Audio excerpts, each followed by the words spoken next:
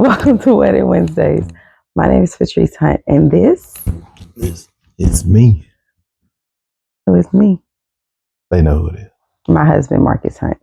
Thank you so much for joining us this Wednesday.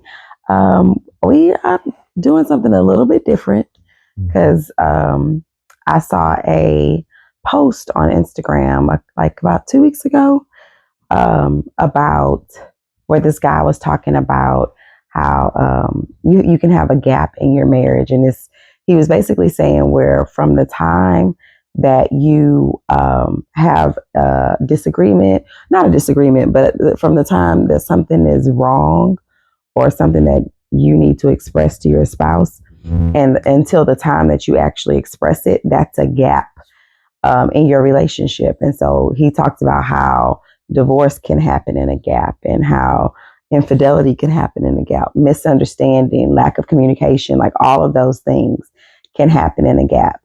And so because I literally like right before we started recording just showed Marcus this post, but I think you had seen it before, right? Yeah, I saw it today. Oh, that's handy.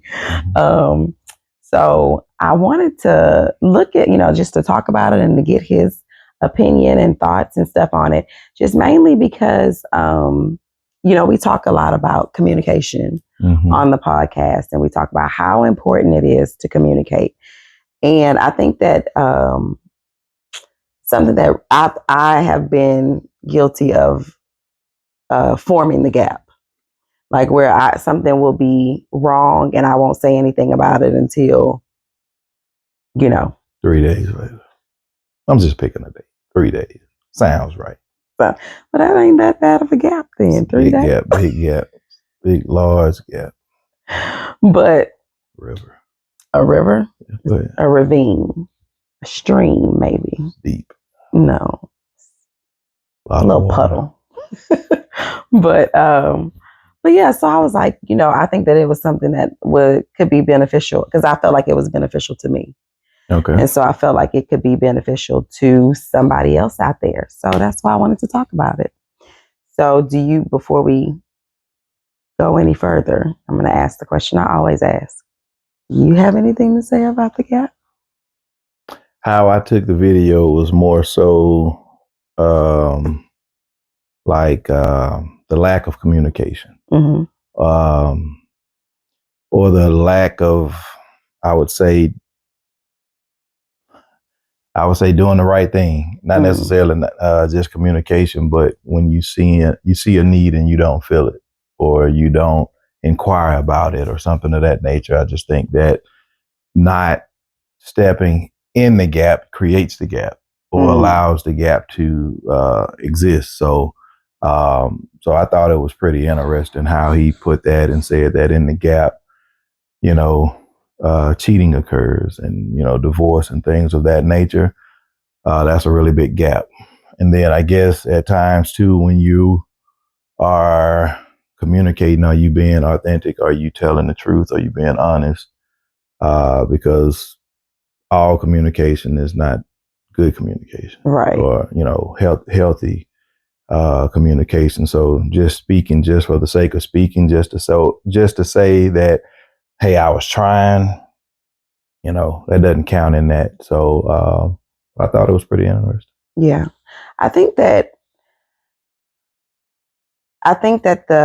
what can come up when it is if something takes place and then the person who is offended by it or hurt by it, or if something doesn't take place, like if it's a lack of something, or if I feel like I'm not getting something out of the relationship, or if I feel like it's something that I would prefer for you to do that you aren't doing, and then I don't ever communicate that to you. Yeah.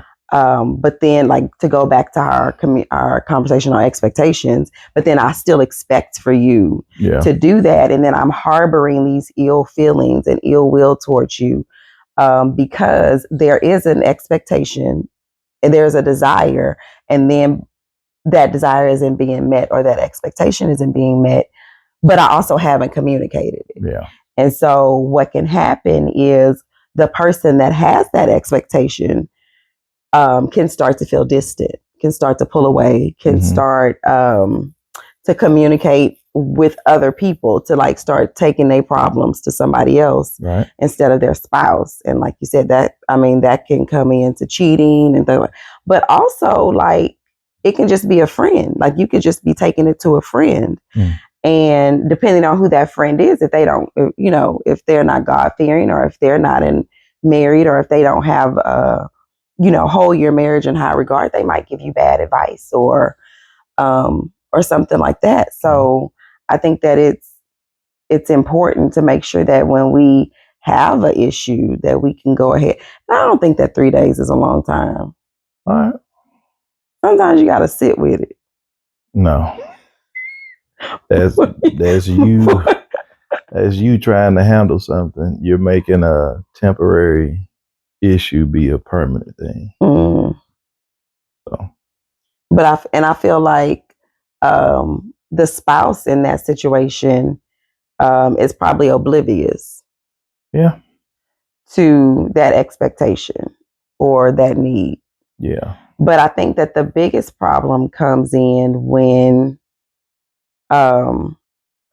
it is communicated, but it's not like, so if I say, oh, I want to go out once a month or something like that. Like I would like for us to go out to dinner once a month. Okay. And I've said that to you, but we just kind of said it in passing. And then I plan to go out. And then we make the plan. I make the plan to go out this month. And then next month, I'm like, okay, I'm going to leave it up to you. Now, I didn't say I would like for you to plan this date. But because I said I would like for us to go out once a month, it's like I kind of communicated it a little bit, but I didn't communicate every part of my expectation. So I feel like that's something, like, I think that's something that this is, expectations is something that this can hinge on. Yeah. Because it's communicating. It's like communicating and expectations, communicating your expectations. Yeah. But how do you feel about that? I got a lot of things going through my head at the moment. You want to share? Trying to put them together. You said even when the expectation has been communicated, then I was just thinking about, well, in that instance, and then, if the spouse, whichever one, still does not feel like their need is being met, then yeah, that definitely creates a gap. That definitely will create conversation with someone else. Hopefully it's a true friend, God-fearing friend, and not just a person who's not. Yeah, somebody who doesn't necessarily have your best interests at heart. Yeah. Or who doesn't hold your marriage in high regard. Yeah, who doesn't care about it, period. Yeah. And see something that they want. And, you've already given them the playbook because you've been complaining about what you want. What movie was that with the 80-20? You only get 80% of what that was what we were just talking about. Why did I get... No. Yeah, that was with Jill Scott said that. Was that Why Did I Get Married? I don't know. It was something. It was like that. And that 20 looks good because you're not getting it. Yeah, because that's the 20% that you're not getting in your relationship, but you negate the 80% that you are getting. So when you have to live with the 20, then you missing the 80. Yeah. But yeah, I just really thought it was interesting, and I thought that the example that he used about, like, he was saying that his wife was saying that she hadn't felt intimate. Is that what she said? Intimate time. Intimate time? They said he wanted to spend intimate time with her, and he didn't know what that was. Yeah. And then I'm with him. I don't really know what intimate time is. I mean, it was her. What she feel like it was. I'm just saying, what is that? What's that to you? What's intimate time to me? Yeah. Because we all know. What is that back there? That's a bed. But I know that it's not just dealing with the bedroom. I know. But to you, what is that? I think intimate time is just like one-on-one time. That is not that does not have the expectation of sex. I think it's just spending time together. Okay. Like we can just cuddle on the couch and watch Castle. That's intimate time. You told everybody you like Castle. Okay. Yeah. You always watch it. Marcus loves Castle. Like literally, he watches it every single day. He has seen every episode at least 20 times. Is there a lie in there? The thing about it is they should have never took it off the air. It's a really good show. They shouldn't have taken it off the air. But anyway, yeah. I think that intimate time is just time or one-on-one time. And a lot of times I think that what a woman desires is for a man to initiate time, like make a plan and then what do you think see that it through? means? Like instead of saying, hey, and like the example that I used with the whole, like I expect to go out once a month or whatever. So if I say I want to go out once a month, most women don't want to be the one to make the plan every month. It was your idea. But what if I just match your energy? What do you mean? You make the reservations or the date, and I'm going to go and get all dressed up. I'm going to get my hair cut. I'm going to match your energy. Okay. Why can't it just be that it's your idea? Because, yes, it was my idea. I told you, because if I say, oh, I'm desiring to do that, this is something I want us to do. Mm-hmm. I think that maybe it's also something that I want done for me. But that's not what you said. Communication. That's what I'm saying. That's what I'm saying. But that's also initiative. I'm just saying that's okay. Hold on. So now he always want to talk about sex. Let's talk about this. Let's talk about it. If we talking about the bedroom things, and every single time one person initiates, then the other person is going to be like, "Hey, how come you don't?" Yeah, and so it's the same thing with dates. I think it's a conversation either way. The conversation in the bedroom is going to lead to, do you find me attractive? Yeah. If so, and the conversation with the dates are going to be, do you prioritize me? Yes. Do you value me? Yes. Men look at that totally different. You got this camera on. Look how I value you. What does that mean? What I just do? Turn the light off. Turn that light on. Like I said, men. So a value piece that a man looks at is being able to provide for the house. Electricity. Yeah. Okay. Provide. Okay. I can't show something else on here. We get in trouble. But protect. Okay. I'm gonna say protect. And for a man, the return for that would be respect. Okay. Aside from that, we're pretty simple, pretty easy to get along. Some. Again, now I'm talking, you know. But again, the communication piece, it is tough for a lot of men to do. Me personally, I find that it's been, worked wonders for me here over the last couple of years. Not keeping all of that in, not feeling like it's me against the world. I mean, I know, like you say, previous podcasts of, making it be about us and not you against me or me against you. Mm-hmm. And so being able to communicate and really feel that works for me. Right. Not saying that's for every guy or that will work for every guy, but for me that works. And so, but I just think now I look at everything from a conversation standpoint. Mm-hmm. So if it's bedroom related, then the questions would be, like I said, do you find me attractive? If so, could you show that in that way? Okay. Likewise, like you're saying, do I prioritize you? Okay, show it by scheduling or planning something to do.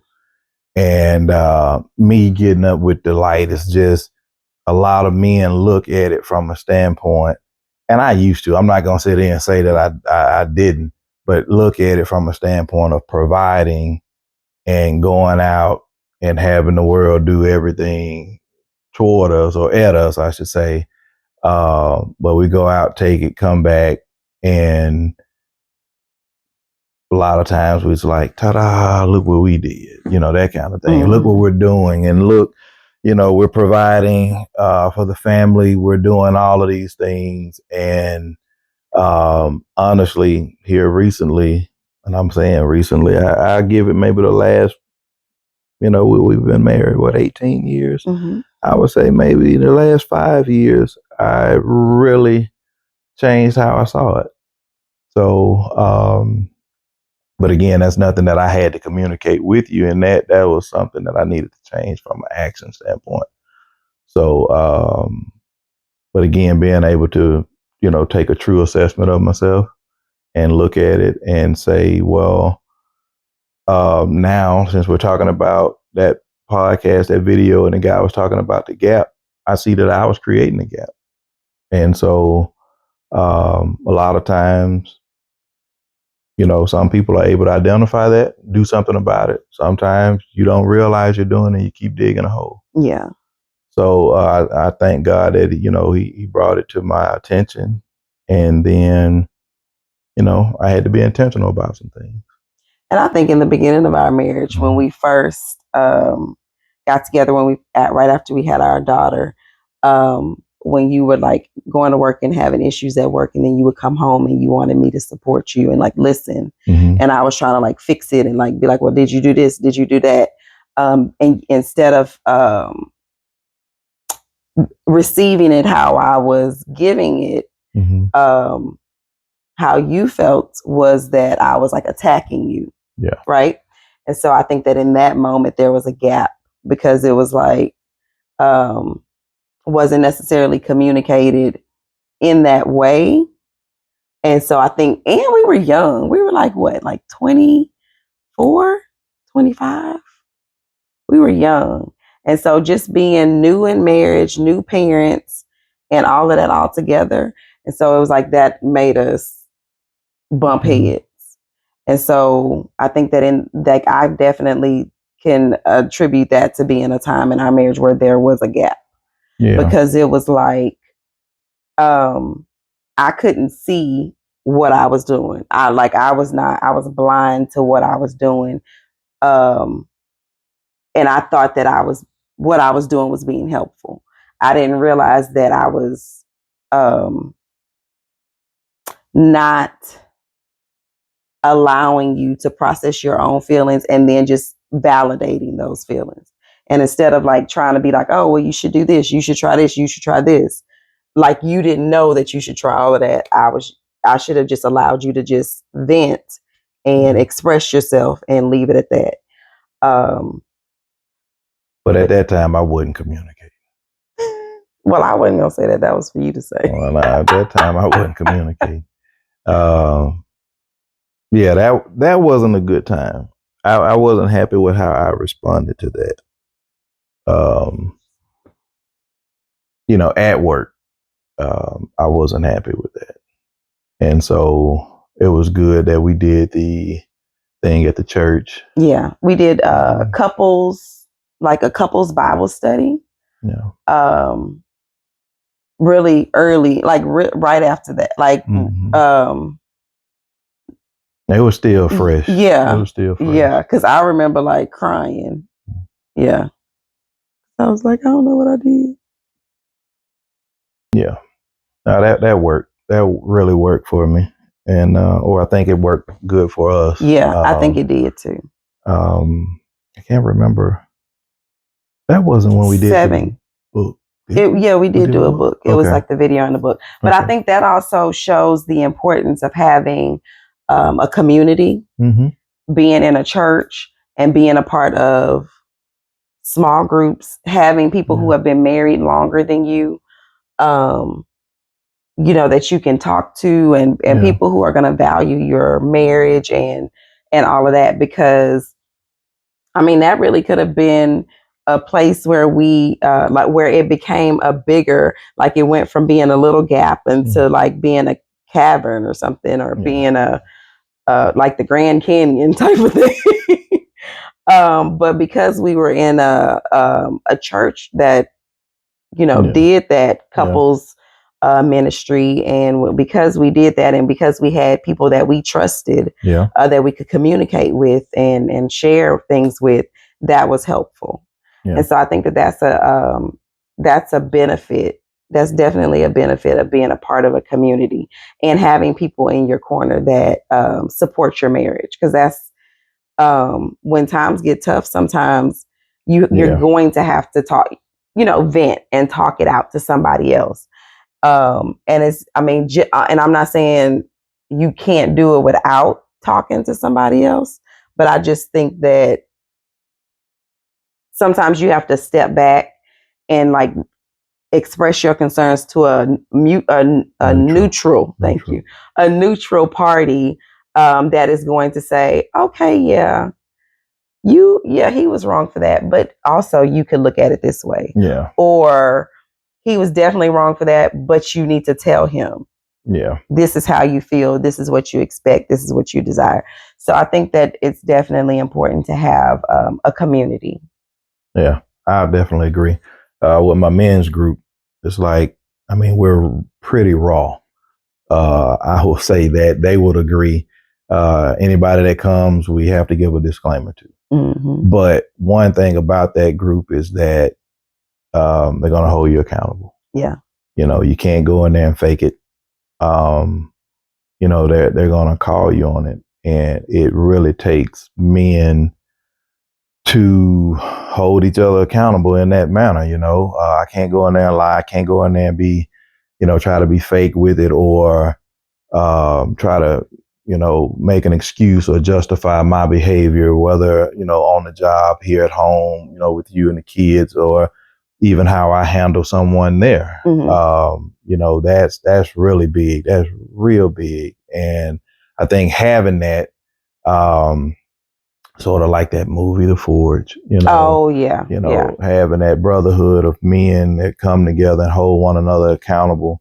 I think that's big. And I know we overlook that. Sometimes we go to the gym, to try to get that peace, or, some people, play basketball, go hunting, or whatever that coping mechanism is. I think that if you had other godly men that you can go to and talk to, I think that really helps. I really do.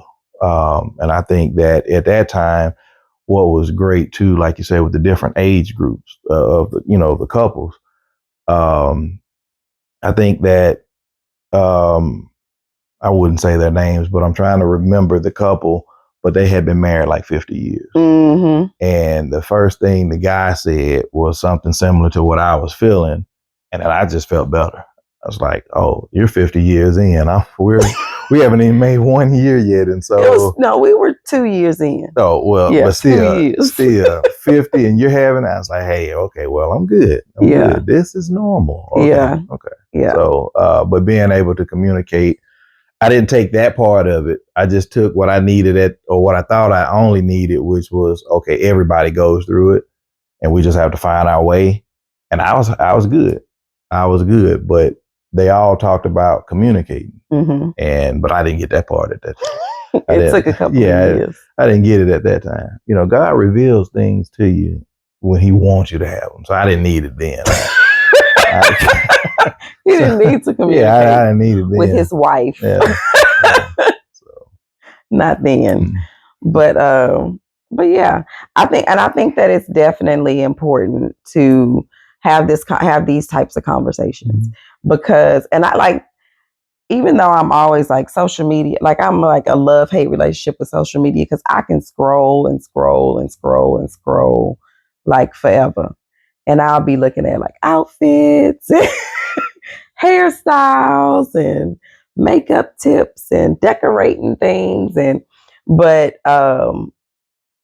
like I have cultivated part of my algorithm where I get a lot of, I guess now, maybe because I'm posting stuff about our relationship, but I get a lot of like Christian relationship stuff. Okay. And I definitely enjoy that because it does give me things to think about. Yeah. And so I like that. And I feel like if you're really being honest, like if we're really being honest, marriage is hard. Yeah. And it's not something that you can just go into blindly and just like feel your way through it. Like you're going to have to figure some stuff out and it's going to take work. Yeah. It's kind of like the equivalent of like you wouldn't go into an operating room and be like, oh, I've seen this done on TV. Hey, I stayed at a Holiday Inn Express last night. I can do it. I watched a YouTube video, so I think I got this. So let me go ahead and give me the scalpel. I got this under control. And so I feel like in order, you wouldn't do that, try to operate on somebody without some kind of knowledge and education on it. I don't think that you should think that you can go into your marriage and have it be successful without some kind of knowledge and understanding. Yeah. You have to go to the source, which is God, and you have to make sure he's the head of your life.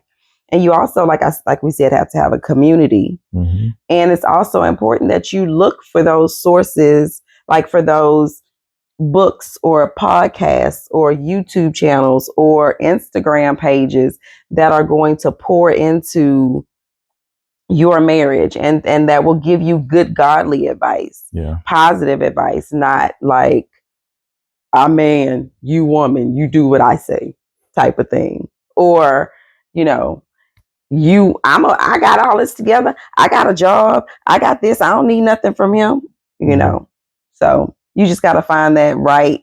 So you got to find resources that will get you into, that will give you advice based on biblical marriage. Yeah. Not worldly marriage and things like that. Yeah, you look long enough, somebody out there agrees with you. Yeah. Mm-hmm. Bunch of people. Yeah. And it's like, just because you found somebody, like that one person in that corner of the internet that's like, oh yeah, I feel exactly the same way you do. But is that right? Is that the right way to feel? Yeah. But, and I think that a lot of, so how, do you have, I know what you're going to say, but do you have any, how could we make sure that the gap is not there in marriage? Like, what kind of advice would you give to somebody to say? Because now I feel like I'm hoping that if you watch this, that you'll be like, oh yeah, like that's true, Yeah. So now that maybe some people have realized, okay, yeah, if I don't communicate with my spouse about things that I'm upset about or things that I desire or things that I expect or things that I'm not pleased with, then there's going to be a gap. And in that gap, it leaves room for all of these other things to fill up that space. Yeah. Like we said about cheating and all that, but also just like misunderstanding, a lack of communication, a lack of empathy, not seeing who your spouse really is. Because if I'm not telling you what I desire or that something is wrong, then you don't know. And so you're thinking everything's great with me and it's not. Yeah. So, so now knowing all of that, what kind of advice would you give on like the best bets of like how to avoid the gaps, or if they're avoidable? I mean, I don't think they are avoidable. I would just say check your ego. Mm. There's nothing that should be too embarrassing, too silly, too serious to have a conversation about. Yeah. If you are playing the what ifs in your head, future tripping about something, you are assuming this person is going to say this if I say that, but she normally says this, and when I say that, if it's taking time away from your day, and you are worried or thinking about that, then there's a conversation that needs to be had. And I just think that just be honest and identify before having the conversation, kind of set the stage for it. And so it's not like you're bringing it out of left field and you're catching someone off guard. Hey, I want to talk with you today about this, but we can wait till we, winding down for the night and we can have that discussion.